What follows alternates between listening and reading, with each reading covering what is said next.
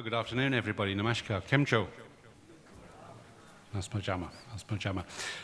it's been my very great pleasure to have lived and worked for the past 4 years in Ahmedabad as the first British Deputy High Commissioner to the vibrant state of Gujarat. The UK is the only country to have a diplomatic office in Gujarat, and we're here because Gujarat is important to the UK. It's important to us politically, it's important to us economically, and with some 800,000 people in the UK of Gujarati origin, it's very important to us culturally, socially and spiritually as well. Having opened my office in 2015, in 2016 we opened a new British Council Cultural Centre in Ahmedabad. In 2017 we opened a bigger, better visa application centre in Vashtrapur because we want more Gujaratis to come and see us in the UK. And this year I'm very happy to announce that we are going to expand our own office in Ahmedabad with another 2 staff who will help us deliver more, even more, in terms of trade and investment deals between the UK and Gujarat. With my office opening 4 years ago, the British government now has 10 offices in India spread across the country.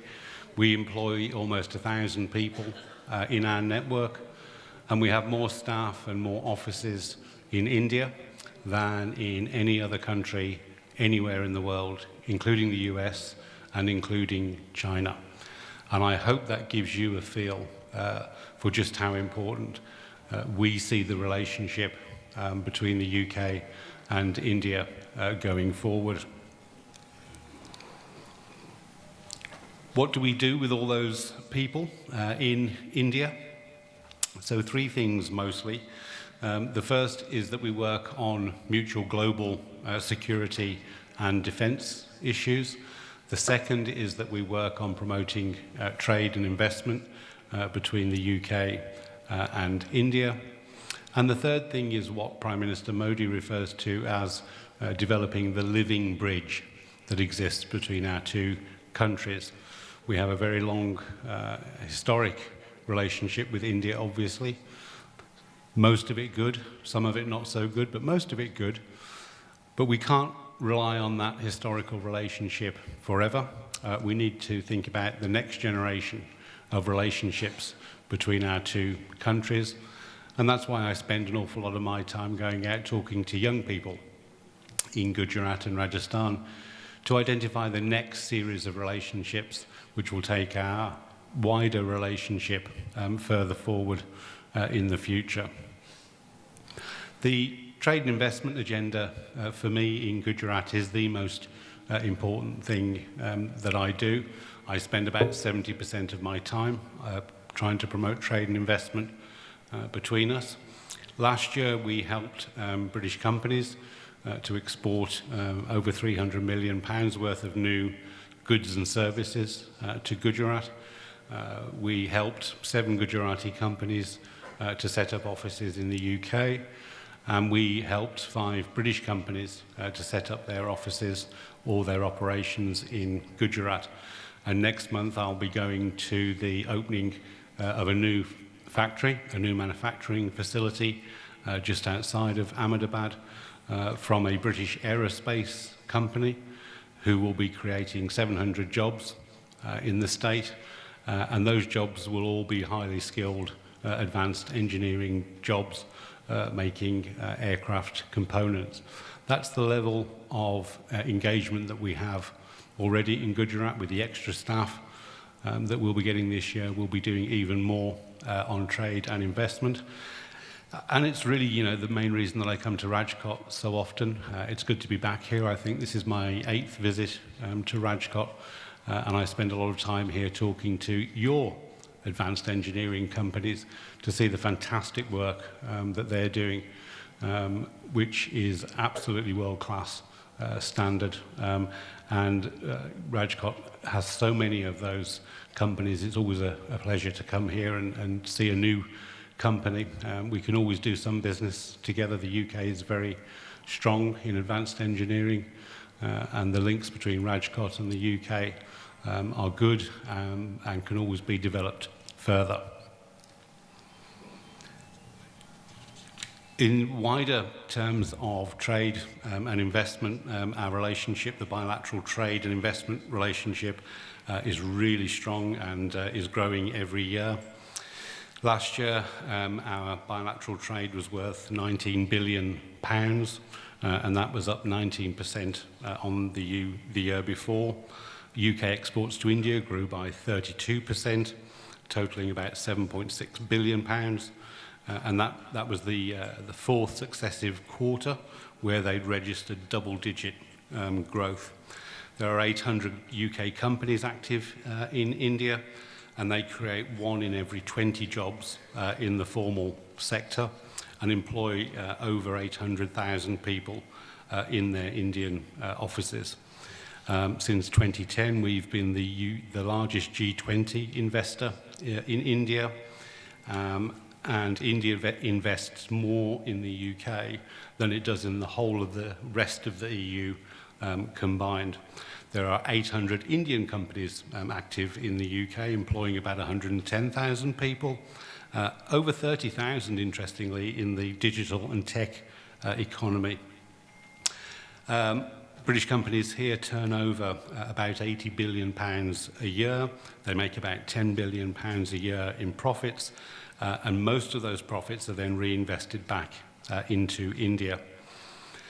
Out of London, of course, is the global home of financial capital, and over the past 2 years, Indian issuers have raised over £6.5 billion on the London Stock Exchange through masala, dollar and green bonds. This year, India will contribute 8.6% to global GNP growth by value, and that's third only behind China and the US. Our 2 countries are natural trading partners. The UK is ranked 7th for ease of doing business in the world, and India has now risen to 77th, following a meteoric rise from 127th just 2 years ago. Let me turn now to talk a little bit about that living bridge between the UK and India.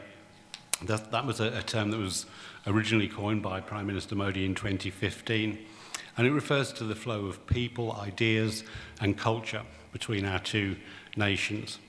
It's a series of partnerships on mutual challenges that cumulatively demonstrate why the UK-India relationship is an unbeatable combination. And again, I'm quoting from Prime Minister Modi there. We benefit from a unique living bridge of people, ideas and institutions that sits separate to the government-to-government relationship. No other bilateral relationship can compete with the sheer breadth of UK-India, from political, business, finance, technology, science, medicine, to soft power areas of culture, literature, arts, music, sport and food, nor the sheer historical scope of that relationship. The UK and India have a unique relationship and many common values, and we are, of course, the world's oldest and largest democracies, respectively.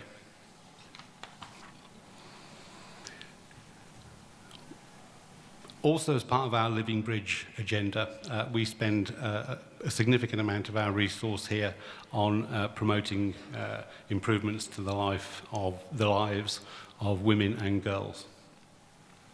It's one of our top priorities for global development. In India, our activities include a number of projects focusing on empowering women, capacity building for marginalised women, enhancing women's legal rights, and in combating sex trafficking, child labour and bonded labour. It was very interesting for me to visit a company this morning called Actionware, who have just established a new facility with plans to expand even further, and to be told that of their 300 employees at the moment, 70% are women. And I think that's a really positive development. And indeed, the advanced engineering company we spoke to this afternoon, quite rightly, were very proud to introduce me to their female CNC operators, and they've got a very proactive program in place to promote women's development and women's employment within their 900-strong company. So it's a great pleasure to be here today on the back of that really very strong, very high-performing relationship, to be invited to an event which is going to celebrate high-performing Indians from across this fantastic country. There is so much to do in Gujarat and Rajasthan that sadly I've done very little in the way of travelling around the rest of India. But through our 10 offices here, I'm well aware of the fantastic strengths of not only the country, but more importantly, the people.